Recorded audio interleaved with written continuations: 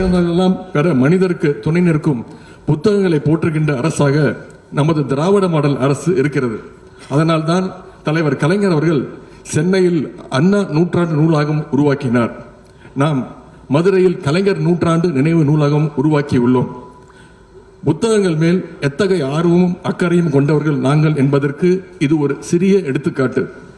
தமிழறிஞர்களின் நூல்கள் மற்றும் நாட்டுடைமை, எழுத்தாளர்களுடைய பிறந்த நாள் கூட்டங்கள், குறைந்த விலையில் சங்க இலக்கிய நூல்கள் வெளியீடு, திராவிட களஞ்சியம் உருவாக்கம், ஊடகவியலாளர்களுக்கு கலைஞர் எழுதுகோள் விருது, உலக பல்கலைக்கழகங்களில் செம்மொழி தமிழ் இருக்கைகள், நூலகங்களுக்கு சிற்றிதழ்கள், இலக்கிய மாமணி விருதுகள், உயரிய விருது பெற்ற எழுத்தாளர்களுக்கு கனவு இல்லம், திசைதோறும் திராவிடம், முத்தமிழர் மொழிபெயர்ப்பு திட்டம் என்று ஏராளமான தமிழ் காப்பு திட்டங்களை இன்றைய திராவிட முன்னேற்ற கழக அரசு செயல்படுத்தி வருகின்றது.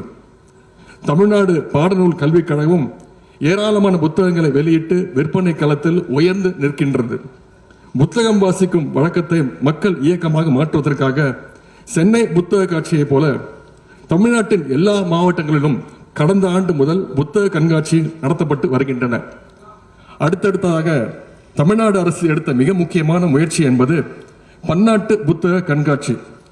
உலகளாவிய அறிவு பரிமாற்றத்தை நோக்கமாக கொண்டு நமது செழுமையான தமிழ் இலக்கிய படைப்புகளை உலகம் முழுக்க எடுத்துச் செல்லவும், சிறந்த பன்னாட்டு அறிஞர்கள் மற்றும் எழுத்தாளருடைய படைப்புகளை பற்ற தமிழில் அவற்றை வழங்கவும் நடத்தப்படுகின்ற இந்த பன்னாட்டு புத்தக கண்காட்சியில் இந்த ஆண்டு 38 நாடுகள் பங்கேற்க இருக்கின்றன.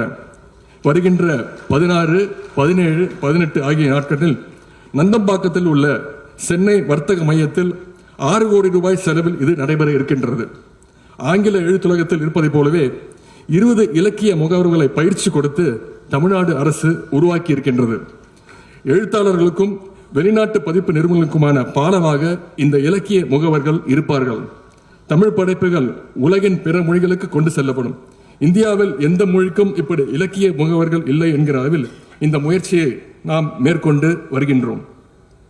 அதேபோல் கடந்த ஆண்டு தமிழ்நாடு அரசு எடுத்த இன்னொரு மிக முக்கியமான முன்னெடுப்பு என்பது இலக்கிய திருவிழாக்கள்.